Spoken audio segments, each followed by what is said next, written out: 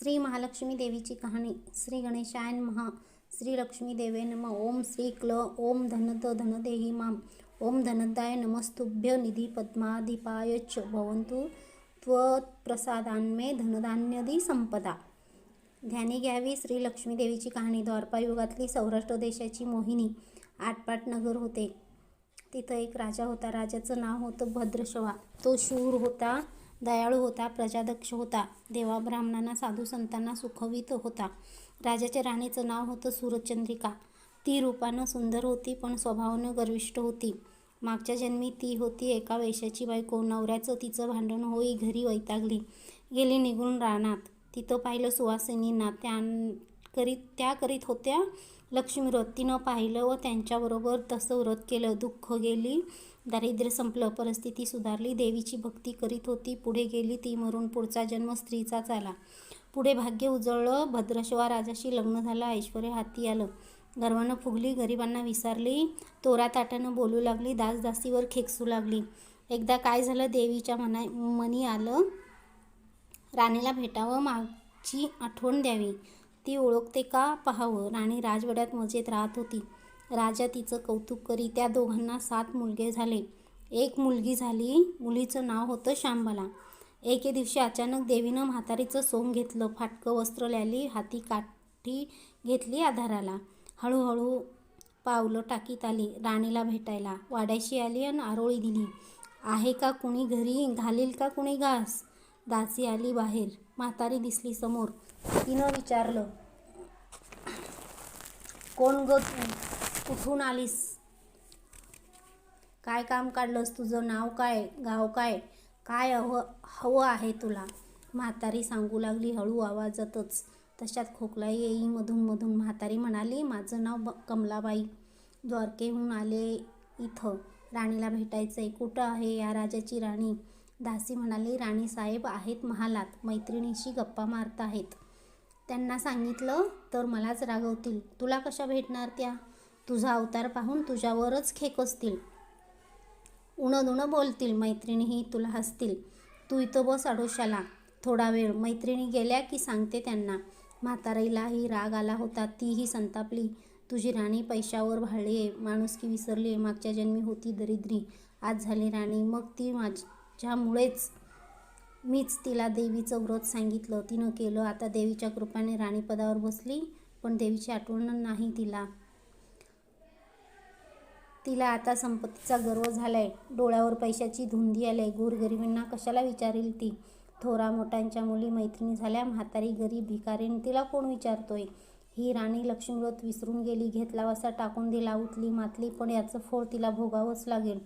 नंतरच डोळे उघडतील तिचे. जाते मी परत. दासीनं म्हातारीला पाणी दिलं, हात जोडले. म्हणाली, मला सांगाल ते व्रत मी करेन ते नेमानं. उतणार नाही, मातणार नाही, घेतला वसा सोडणार नाही, दिलेला शब्द विसरणार नाही, मोडणारही नाही. म्हातारीनं त्या दासीला व्रताचा वसा सांगितला. ती उठली व काठी टेकीत तिथून निघणार तोच माडीवरून एक मुलगी लगबगीनं खाली आली. ती होती राणीची मुलगी शांबला.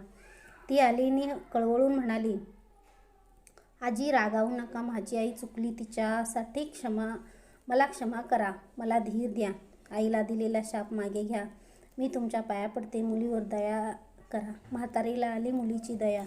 मुलीची होती कोमल काया. ती क्षणभर मुलीकडे डोळे भरून पाहत होती. तिनं मुलीला लक्ष्मीव्रताचा वसा सांगितला व ती मुलीचा निरोप घेऊन निघणार तोच राणी तरातरा आली माडीवरून. दाराशी येते तर दिसली ती म्हातारी. राणी कडाडली, कोण गो तू थेरडे, इथे कशाला आलीस. जा इथून, उठ लवकर, नाहीतर ढकलून द्यायला सांगते तुला. लाज नाही वाटत तुला इथे यायची. दुसरी घरं नाहीत तुला. म्हातारीचे डोळे गरगर फिरले, कपाळावर राट्या उमटल्या. तडक ती निघून गेली परत. पुढं दासीनं लक्ष्मीव्रत केलं. तिची स्थिती उत्तम सुधारली. ती गेली दासी पण सोडून व पुढे सुखानं संसारही सुरू होता तिचा. पुढे मार्गशीर्ष महिना आला. पहिल्याच गुरुवारी शांबलेनं लक्ष्मीव्रत केलं. सगळे नेम धर्म पाळून 4 गुरुवार तिनं ते व्रत केलं. शेवटच्या गुरुवारी थाटानं उद्यापन केलं. सिद्धेश्वर राजाच्या मालाधर नावाच्या राजपुत्राशी शांबलेचा विवाह झाला. तिला राजवैभव मिळालं. लक्ष्मीव्रताच्या प्रभावानं तिचा संसार सुखासमाधानानं चालू लागला. पण भद्रश्रवा व शूरचंद्रिका राणी यांना हळूहळू वाईट दिवस दिसायला लागले. शत्रूनं भद्रश्रवाचं राज्य रुबाडलं. शूरचंद्रिका राणी होती ती स्थिती बदलली. भद्रश्रवाला फार वाईट वाटे. राणीला रडू कोसळलं. पण करणार काय? एक एक दिवस चिंतेने उगवत होते तसाच मावळत होता. रानावनात हिंडून कष्टाचे दिवस ती काढत होती. भद्रश्रवाला वाटलं मुलीकडं जावं, तिला पाहावं. तो एकदाच तिच्या घरी निघाला. चालून चालून दमला होता. नदी तीरावर विसाव्यासाठी थांबला. राणीची दासी नदीवर येत होती. तिनं भद्रश्रवांना पाहिलं, ओळखलं. मग लगबगीनं घरी गेली. राजाला बातमी सांगितली. मालाधारानं माणसं पाठवली.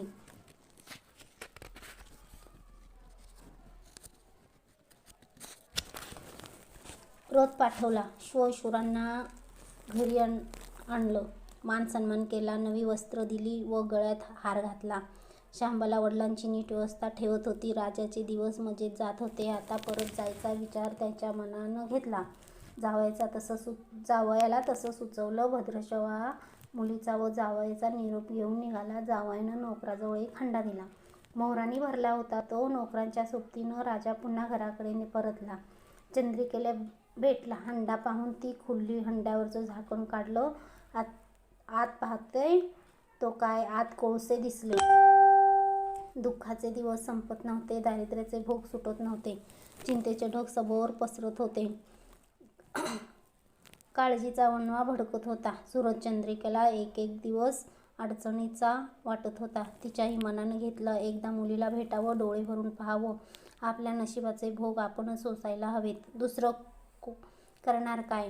एका गुरुवारीच ती घरून निघाली. मुलीच्या गावच्या नदी तीरावर बसली. अगदी दमून गेली होती ती. त्यावेळी एक दासी नदीवर आली होती. तिनं राणीच्या आईला ओळखलं. ती महाली गेली. राणीला बातमी सांगितली. तुमची आई नदीवर बसलीये, खूप दमलेली दिसली. तिला आणायला पाठवा कोणीतरी. शांबलानं रथ पाठवला. आईला घेऊन यायला सांगितलं. आई रथात बसून घरी आली. शांबलानं पाहिलं आईला. तिनं प्रेमानं मिठी मारली. मुलीच्या घरचं ऐश्वर्य पाहून तिचे डोळे तृप्त झाले होते. पण तोंडातून शब्द फुटत नव्हता. आईला स्नान करायला सांगितलं. मग पैठणी नेसायला दिली. गळ्यात सोन्यामोत्याचे अलंकार घातले. आईचं रूप उठून दिसू लागलं. दुपारची वेळ झाली. शांबला लक्ष्मीव्रताचा वसा करीत होती. लक्ष्मीव्रताची भक्तिभावानं पूजा करीत होती. आरती झाली. दीपधुपांचा वास दरवळत होता. शांबलेला उपवासच होता. तो ती कडकडीत करी. अगदी निराहार राहून. आईच्या जेवणाची तयारी झाली होती. तिनं आईला जेवायला सांगितलं. बोलावलं आणि आईला मागच्या जन्मीची आठवण झाली. ती लक्ष्मीव्रताचा वसा करीत होती. लक्ष्मीदेवीच्या कृपेनेच ती राणी झाली होती. ती म्हणाली, श्यामा मी पण जेवत नाही. मी तुझ्याबरोबर उपासच करीन. श्यामा ठीक आहे म्हणाली. मार्गशीर्ष महिनाच होता तो. 4ही गुरुवार मुलीनं केलेलं व्रत तिच्या आईनं पाहिलं होतं. भक्तिभावानं नमस्कार करीत होतं. उपास करीत होती. सर्व दुःख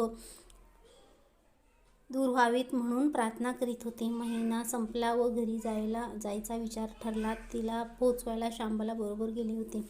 4 दिवस राहून शांबला परत निघाली. मालाधारानं पूर्वी पाठवलेला हंडा तिने घेतला. त्यात मीठ भरलं व तो नोकराजवळ देऊन ती पुन्हा आपल्या राजवाड्यात आली. मालाधाराशी गप्पागोष्टीत वेळ जात होता. त्यांनी सहज विचारलं, माहेरून काय आणलंस? शांबलेनं बरोबर आणलेल्या हंड्याकडे बोट दाखवलं. मालाधारानं झाकण काढलं. आत काय दिसलं त्याला? मिठाचे खडे. अगं वेडे, हे मिठाचे खडे कशाला? इथे नाही का मिळत मीठ? हो मिळतं ना, पण हे मीठ माझ्या वडिलांच्या राज्यातलं आहे. वडिलांचं राज्य सौराष्ट्रात होतं. तिथल्या शेजारच्या समुद्राचं आहे हे मीठ. समुद्र तीरावर दूर माझ्या वडिलांचं राज्य पसरलं होतं. पण आज शांबल्याच्या सांगण्यातली गोम राजाने हेरली होती. पण तो विचारचक्रात गुंतला होता. शांबला सांगत होती, हे मीठ जीवनाचं अमृत आहे. मिठानंच अन्नाला रुची येते. मीठ नसेल तर सारे पदार्थ आणि बेचव. जो माणूस जिथं मीठ खातो तो धन्याशी नेहमीच इमानी राहतो. त्याचं रक्षण करतो. कामात कसूर झाली तरी प्राणार्पणही करतो. मालाधाराचं विचारचक्र थांबलं नव्हतं. त्यानं ताबडतोब आपले सेवक आपल्या सासऱ्याकडे भद्रशवाकडे पाठवले व त्यांना ताबडतोब बोलून घेतलं. भद्रशवाला या तातडीच्या बोलण्याचा काहीच अर्थ कळत नव्हता, पण अधिक विचार न करता तो तातडीने जावयाकडे आला. दोघांची गुप्त बैठक झाली व त्यातून एक नवा विचार निश्चित ठरला. भद्रशवानं आपली अनुमती दिली. सेनापती आले व त्यांनी मालाधारांना आदरपूर्वक वंदन केले.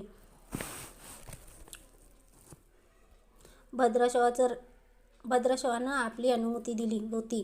मालाधारांना आपल्या मुख्य सेनापतींना ताबडतोब भेटून जाण्याची आज्ञा दिली. सेनापती आले व त्यांनी मालाधारांना आदरपूर्वक वंदन केले. काय आज्ञा, असं नम्रपणे विचारलं.